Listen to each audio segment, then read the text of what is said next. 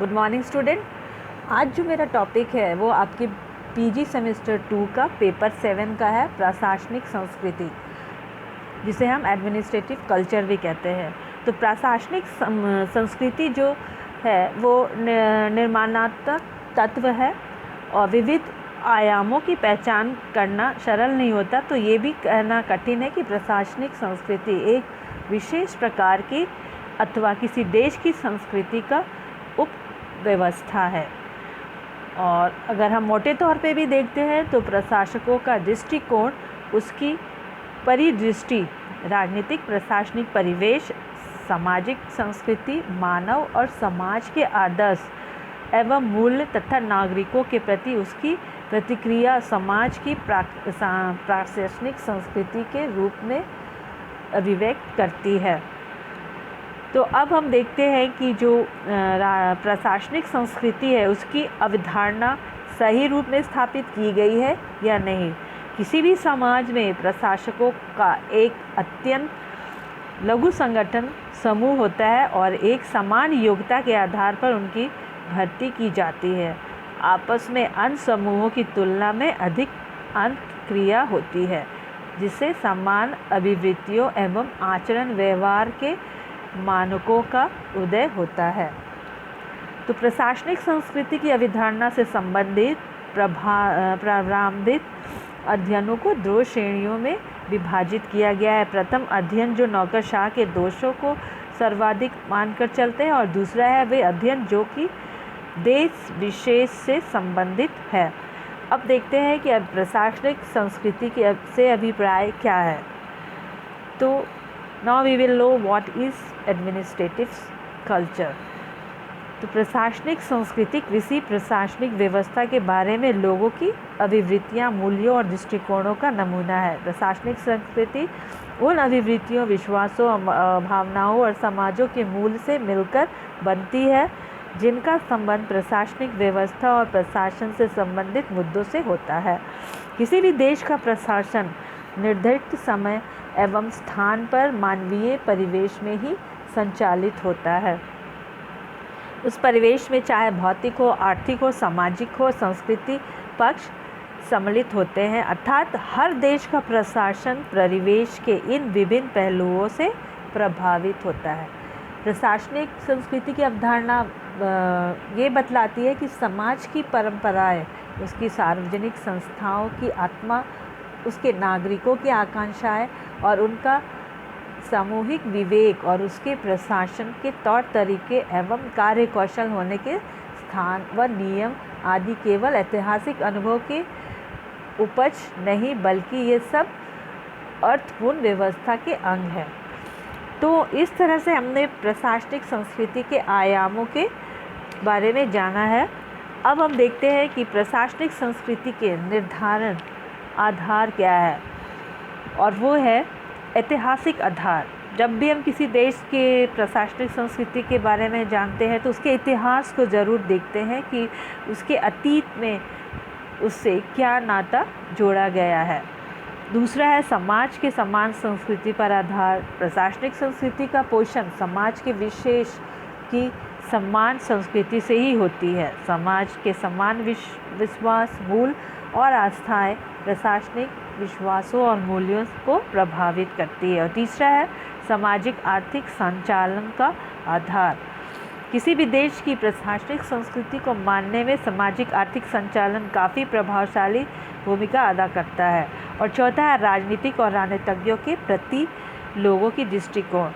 तो राजनीति और राजनीतिक व्यवस्था और राजनीतिज्ञों के प्रति लोगों के मनोभाव प्रशासनिक संस्कृति का निर्धारण तत्व भी कह सकते हैं।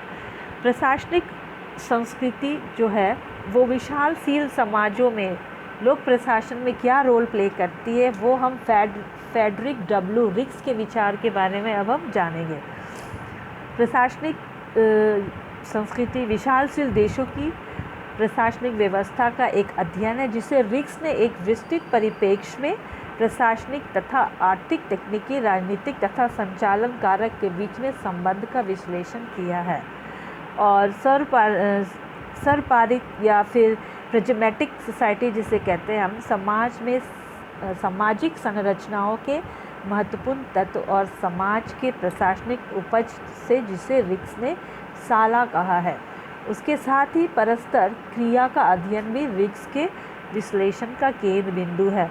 तो उनके अनुसार जो प्रशासनिक व्यवस्था है वो इस प्रकार है: बहुकार्यात्मक समाज, जिसे हम प्रिजुडिस सोसाइटी भी बोलते हैं, जिसकी अवधारणा को स्पष्ट करते हुए ये उदाहरण देख सकते हैं कि रिक्स ने समाजशास्त्रविद चीन और क्रांतिपूर्व सामवी थाईलैंड को चुना है। इस समाज में कार्यों का कोई भी वर्गीकरण नहीं था और एक संरचना अनेक प्रकार के कार्य करती थी।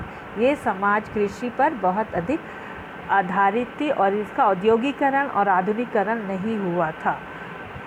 और इसी में हम देखते हैं कि अल्प कार्यात्मक समाज भी होते हैं। ये समाज सार्वभौमिक सिद्धांतों पर आधारित है तथा इसके अनेक व्यवहार में भेद नहीं होता, बहुत आर्थिक विश्लेषीकरण होता है और प्रत्येक संचालन एक विशेष कार्य करती है।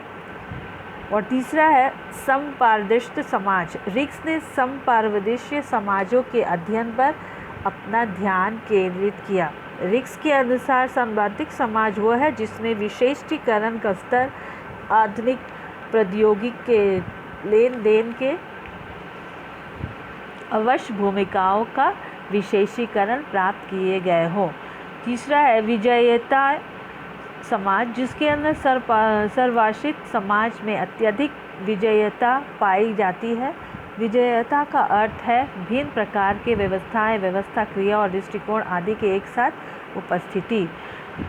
अब इसका दूसरा जो आधार था वो था औपचारिकता। ऐसे समाजों में संविधान, कानून, नियम, सरकार आदि औपचारिक रूप से विद्यमान रहते हैं तथापि प्रभावित रूप से व्यवहारिक मापदंडों और वास्तविकताओं के बीच अंतर पाया जा सकता है। तीसरा है अति अंशदान। एक सर्वपारदर्शी समाज में नए तत्व या आधुनिक संगठन खड़े किए जाते हैं, फिर भी वास्तव में पुराने और अभिभेदीकृत संगठन सामाजिक व्यवस्था पे प्रभुत्व जमाए रखता है।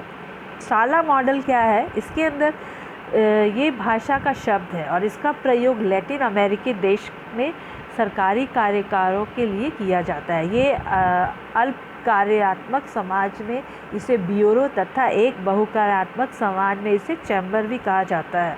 रिक्स ने सर्वाधिक समाज में नौकरशाह के लिए साला शब्द का प्रयोग किया। साला मॉडल विकासशील देशों की, जिन्हें रिक्स समपारदर्शी समाज कहता है, प्रशासन व्यवस्था का आदर्श प्रकार से प्रतिनिधित्व करता है। इसमें आदिम काल और आधुनिक दोनों प्रकार के प्रशासकों की विशेषताएं पाई जाती है। तो रिक्स ने समपारदर्शी समाज को एक असंतुलन राज कहा है, जिसमें राजनीतिक नेताओं की संवैधानिक शक्तियों के होते हुए भी नौकरशाही का प्रभुत्व होता है।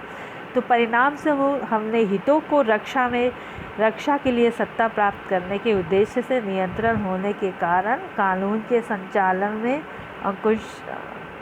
अकुशलता, संस्थागत भ्रष्टाचार तथा भर्ती में भाई भतीजावाद साला की विशेषताएं होती है। तो इस प्रकार हमने देखा कि जो प्रशासनिक संस्कृति है विभिन्न देशों की, वहाँ की संस्कृति सामाजिक आर्थिक व्यवस्थाओं को प्रकाशित करती है और विकासशील देशों में रिक्स का जो अपना एक अनुभव था कि किस प्रकार के समाज होता है और साला मॉडल का प्रतिपादन किया गया है।